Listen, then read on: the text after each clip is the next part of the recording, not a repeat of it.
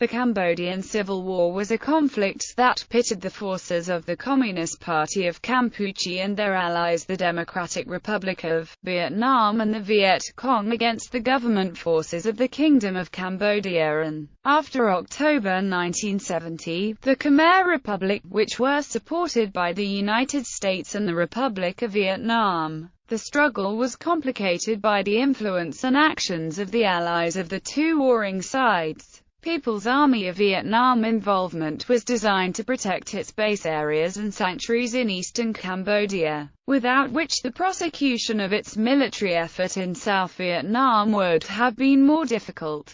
The Cambodian coup of 18 March 1970 put a pro-American, anti-Vietnamese government in power and ended Cambodia's neutrality in the Vietnam War. The North Vietnamese army was now threatened by a newly unfriendly Cambodian government. Between March and June 1970, the North Vietnamese moved many of its military installations further inside Cambodia to protect them from U.S. incursions and bombing, capturing most of the northeastern third of the country in engagements with the Cambodian army. The North Vietnamese turned over some of their conquests and provided other assistance to the Khmer Rouge, thus empowering what was at the time a small guerrilla movement. The Cambodian government hastened to expand its army to combat the North Vietnamese and the growing threat of the Khmer Rouge. The U.S. was motivated by the desire to buy time for its withdrawal from Southeast Asia, to protect its ally in South Vietnam, and to prevent the spread of communism to Cambodia. American and both South and North Vietnamese forces directly participated in the fighting. The U.S. assisted the central government with massive U.S. aerial bombing campaigns and direct material and financial aid. After 5 years of savage fighting, the Republican government was defeated on 17 April 1975, where the victorious Khmer Rouge proclaimed the establishment of Democratic Kampuchea. The conflict was part of the Second Indochina War, which also consumed the neighboring Kingdom of Laos, South Vietnam, and North Vietnam, individually referred to as the Laotian Civil War and the Vietnam War respectively. The Cambodian Civil War led to the Cambodian Genocide, one of the bloodiest in history, setting the stage. Background: during the early to mid-1960s, Prince Norodom Sihanouk's policies had protected his nation from the turmoil that engulfed Laos and South Vietnam. Neither the People's Republic of China nor North Vietnam disputed Sihanouk's claim to represent progressive political policies and the leadership of the prince's domestic leftist opposition. The Pakistan Party had been integrated into the government. On 3 May 1965, Sihanouk broke diplomatic relations with the U.S., ended the flow of American aid, and turned to the PRC and the Soviet Union for economic and military assistance. By the late 1960s, Sihanouk's delicate domestic and foreign policy balancing act was beginning to go awry. In 1966, an agreement was struck between the prince and the Chinese, allowing the presence of large-scale People's Army of Vietnam and NLF troop deployments and logistical bases in the eastern border regions. He had also agreed to allow the use of the port of Sihanoukville by communist-flagged vessels delivering supplies and material to support the PAVN-NLF military effort in Vietnam. These concessions made questionable Cambodia's neutrality, which had been guaranteed by the Geneva Conference of 1954. Sihanouk was convinced that the PRC, not the U.S., would eventually control the Indo-Chinese peninsula and that our interests are best served by dealing with the camp that one day will dominate the whole of Asia, and coming to terms before its victory, in order to obtain the best terms possible. During the same year, however, he allowed his pro-American Minister of Defense, General On Nol, to crack down on leftist activities, crushing the Pakistan by accusing its members of subversion and subservience to Hanoi. Simultaneously, Sihanouk lost the support of Cambodia's conservatives as a result of his failure to come to grips with the deteriorating economic situation and with the growing communist military presence. On the 11th of September, Cambodia held its first open election. Through manipulation and harassment, the Conservatives won 75% of the seats in the National Assembly. Lon Nol was chosen by the right as Prime Minister and, as his deputy, they named Prince Sirik Matak, an ultra-conservative member of the Sisawath branch of the royal clan and longtime enemy of Sihanouk. In addition to these developments and the clash of interests among Phnom Penh's politicized elite, social tensions created a favorable environment for the growth of a domestic communist insurgency in the rural areas. Revolt in Batambang. The prince then found himself in a political dilemma. To maintain a balance against the rising tide of the conservatives, he named the leaders of the very group he had been oppressing as members of a counter-government that was meant to monitor and criticize Lon Nol's administration. One of Lon Nol's first priorities was to fix the ailing economy by halting the illegal sale of rice to the communists. Soldiers were dispatched to the rice-growing areas to forcibly collect the harvests at gunpoint, and they paid only the low government price. There was widespread unrest, especially in rice-rich Batambang province, an area long noted for the presence of large landowners, great disparity in wealth, and where the communists still had some influence. On the 11th of March 1967, while Sihanouk was out of the country in France, a rebellion broke out in the area around Samlaut in Batambang, when enraged villagers attacked a tax collection brigade.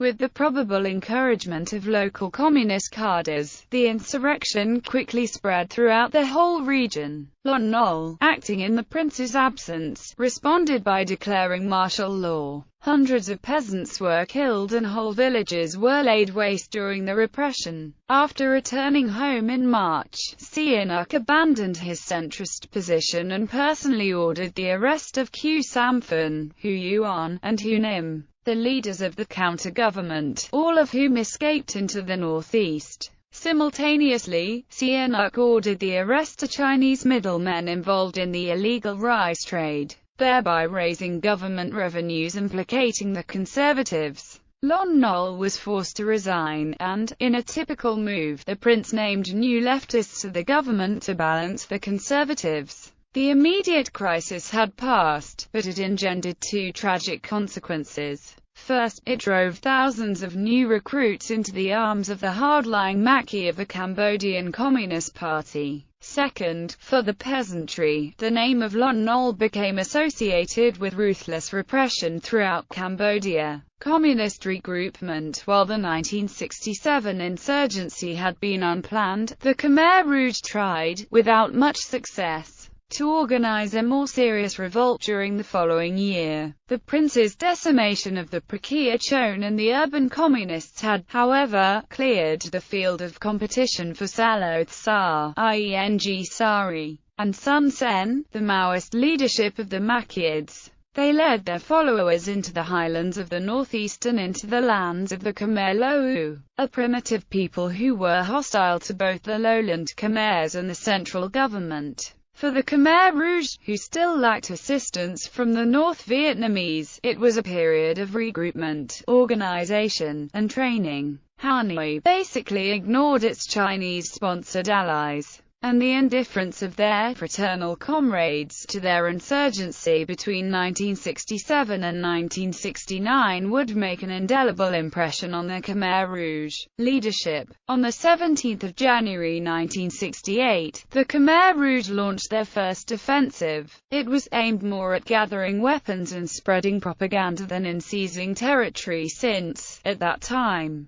the adherents of the insurgency numbered no more than 4–5,000. During the same month, the Communists established the Revolutionary Army of Kampuchea as the military wing of the party. As early as the end of the Batambang Revolt, Sihanouk had begun to re-evaluate his relationship with the Communists. His earlier agreement with the Chinese had availed him nothing. They had not only failed to restrain the North Vietnamese, but they had actually involved themselves in active subversion within his country. At the suggestion of Lon Nol and other conservative politicians, on the 11th of May 1969, The prince welcomed the restoration of normal diplomatic relations with the U.S., and created a new government of national salvation with Lon Nol as his prime minister. He did so, in order to play a new card, since the Asian communists are already attacking us before the end of the Vietnam War. Besides,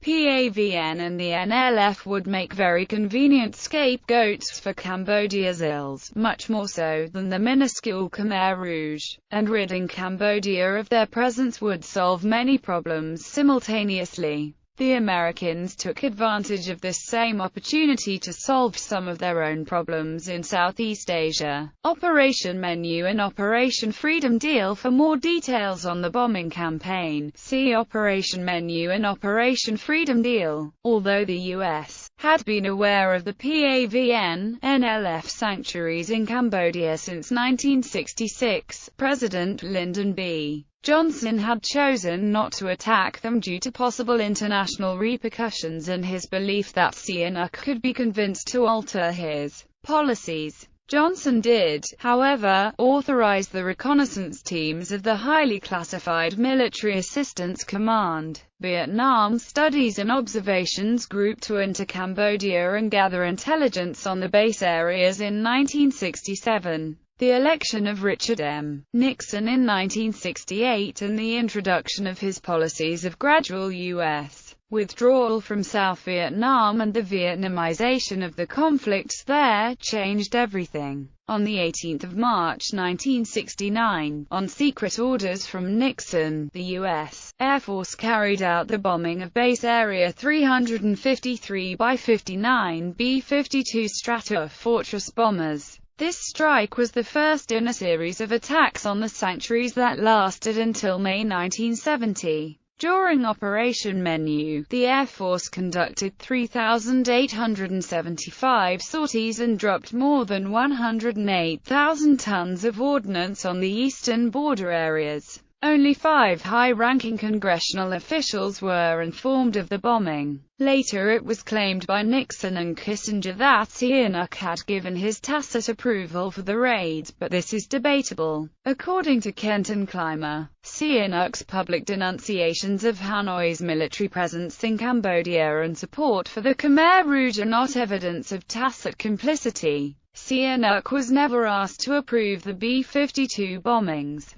and he never gave his approval. Sihanouk privately sanctioned hot pursuit of North Vietnamese forces in underpopulated areas, but this was not closely related to the B-52 strikes. Sihanouk publicly condemned the bombing. Hanoi remained quiet about the bombing, not wishing to advertise the presence of its forces in neutral Cambodia. Operation Freedom Deal followed Operation Menu. Under Freedom Deal, from the 19th of May 1970 to the 15th of August 1973, U.S. bombing of Cambodia extended over the entire eastern one-half of the country and was especially intense in the heavily populated southeastern one-quarter of the country, including a wide ring surrounding the largest city of Phnom Penh. In large areas, according to maps of U.S. bombing sites, it appears that nearly every square mile of land was hit by bombs.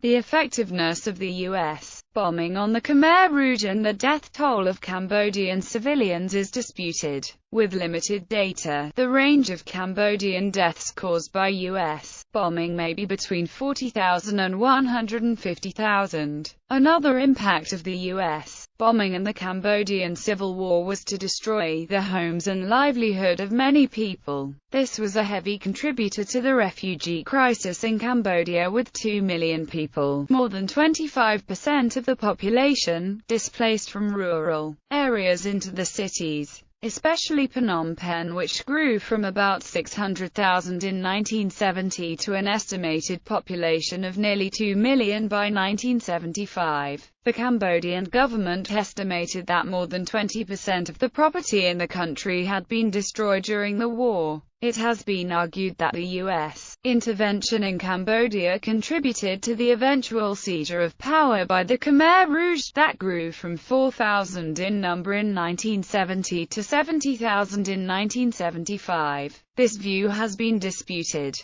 with documents uncovered from the Soviet archives revealing that the North Vietnamese offensive in Cambodia in 1970 was launched at the explicit request of the Khmer Rouge following negotiations with Nguyen Chi. It has also been argued that U.S. bombing was decisive in delaying a Khmer Rouge victory.